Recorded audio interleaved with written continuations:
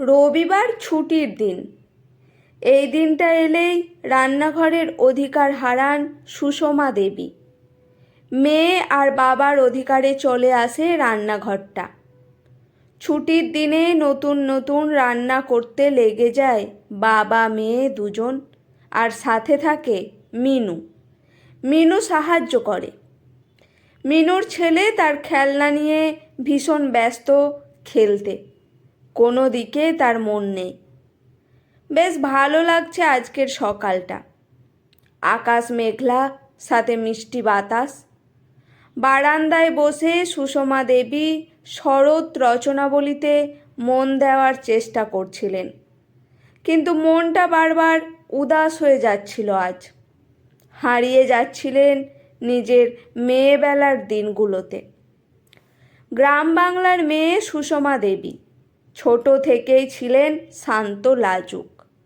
সুন্দর প্রকৃতি, পাখির কলতান আর শাপলা দিঘির কালো জল বড় প্রিয় ছিল তার।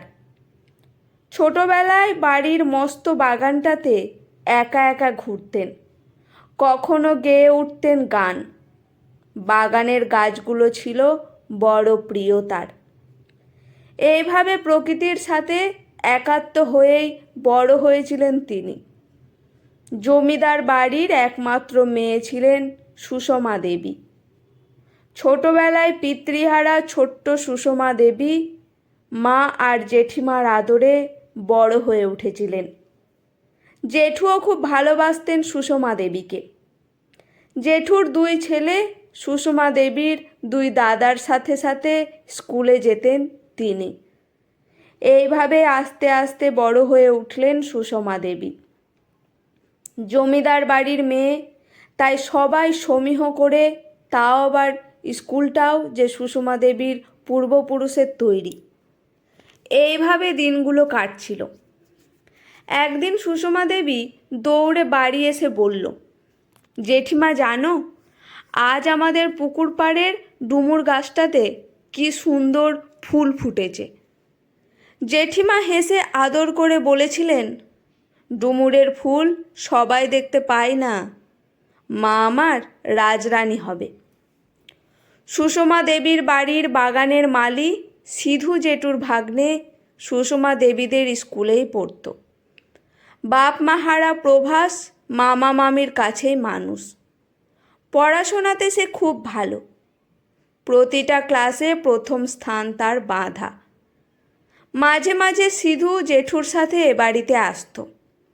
বেশ ভালো লাগতো ছেলেটাকে সুষমা দেবীর। চোখ দুটোতে যেন কত মায়া, আর সব সময় যেন মুখে হাসি লেগেই থাকতো। হঠাৎ একদিন সুষমা দেবী ভালোবাসার প্রথম চিঠি পেলেন, তাও নিজের ভালো লাগা পুরুষের থেকে।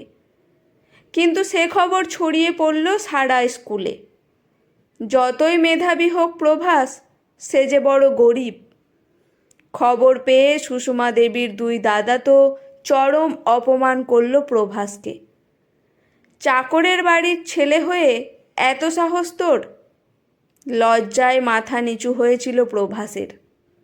সে আর সুষমা দেবীর সামনে আসার চেষ্টা করত না। সুষমা দেবী এই ঘটনাতে খুব কষ্ট পেয়েছিলেন, কিন্তু ভালোবাসি কথাটার উত্তর দেওয়া হয়নি আর।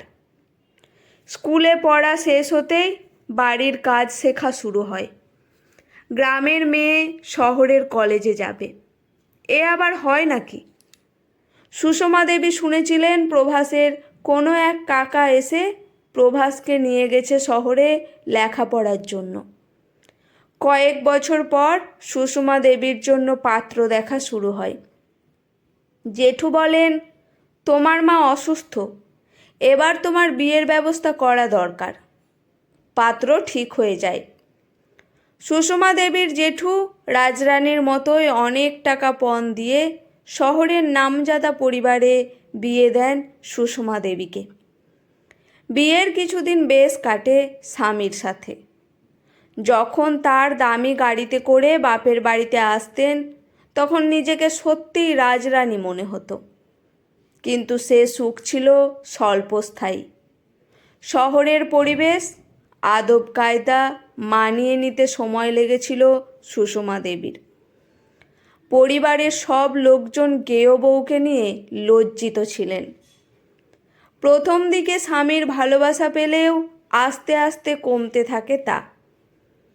একদিন শোনেন অন্য কোনো মেয়ের সাথে সম্পর্ক ছিল, কিন্তু বাবা মায়ের কথাতে বাধ্য হয়েছে এ বিয়ে করেছেন তার স্বামী। বিয়ের 3 বছর কেটে গেছে। সুষমা দেবীর অসুস্থ মাও পরলোক গমন করেছেন। স্বামী এখন অনেক দিন পর পর বাড়ি ফেরেন। সবাই বলে আবার নাকি সেই প্রেমিকা ফিরেছে তার জীবনে। শাশুড়ি বলেন সেই নাকি ধরে রাখতে পারেনি তার স্বামীকে। স্বামী ফিরলে কিন্তু সুষমা দেবীকে ভোগ করতে ছাড়েন না। কিছুদিন পর সুষমা দেবী জানালেন যে তিনি মা হতে চলেছেন। খবরটা শুনে খুশি হওয়ার পরিবর্তে স্বামী জানিয়ে দিল সে আবার বিয়ে করতে চলেছে। বিচ্ছেদ চাইছে। মা নেই, দাদাদের সংসারে থাকতে হলে গলগ্রহ হয়ে থাকতে হবে। আর অধিকার দাবি করলে কি আর সম্পর্ক ভালো থাকে কখনো? তাই সহ্য করেছিলেন সব। প্রসব যন্ত্রণা উঠল। হাসপাতালে নিয়ে গেলে এক কন্যা সন্তানের জন্ম দিলেন সুষমা দেবী।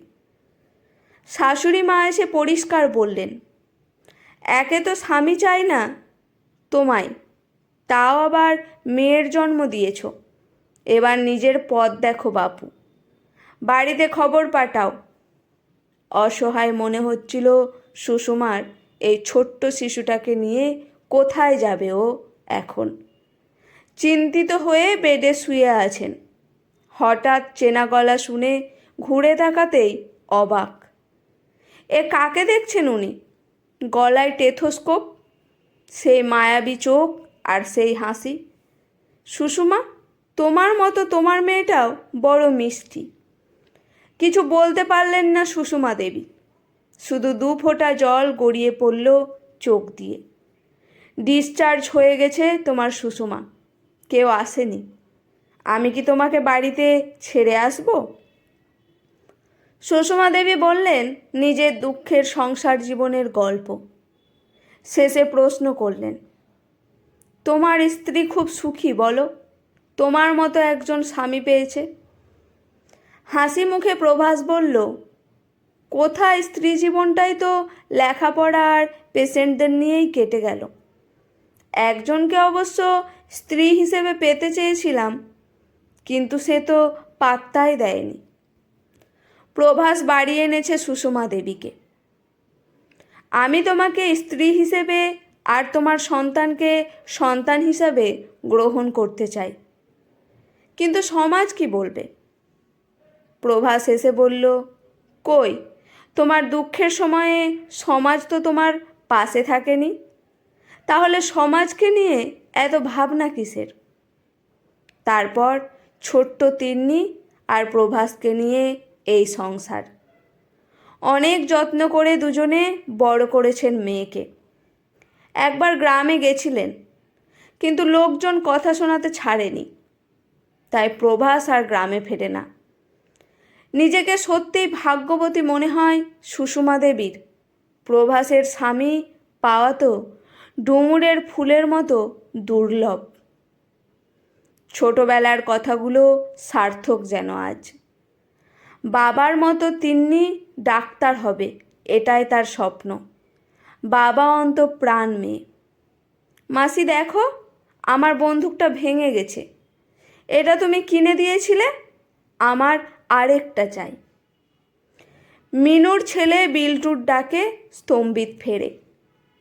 হ্যাঁ সোনা, আবার কিনে দেব। মিনু আর বিল্টুও এ পরিবারের সদস্য। অসহায় মিনুকে এ বাড়িতে আশ্রয় দিয়েছিলেন সুষমা দেবী। রান্নাঘর থেকে খিচুড়ির গন্ধ ভেসে আসছে। মেয়ে তিন্নি হঠাৎ এসে বলে উঠল, এই ওয়েদারে খিচুড়ি, আলুর দম আর বেগুন ভাজা দারুণ জমবে বলো মামনি। সুষমা দেবী হাসলেন। এই বিল্টু, আমার সাথে রান্নাঘরে আয় বাবু। গরম গরম পাঁপড় ভাজছি, খাবি আয়। আজকের গল্পটা এখানেই সমাপ্ত। গল্পটি কেমন লাগলো অবশ্যই কমেন্ট করে জানাবেন। গল্পটি শুনে ভালো লেগে থাকলে, মন ছুঁয়ে গেলে চ্যানেলটি সাবস্ক্রাইব করে পাশে থাকবেন। ধন্যবাদ।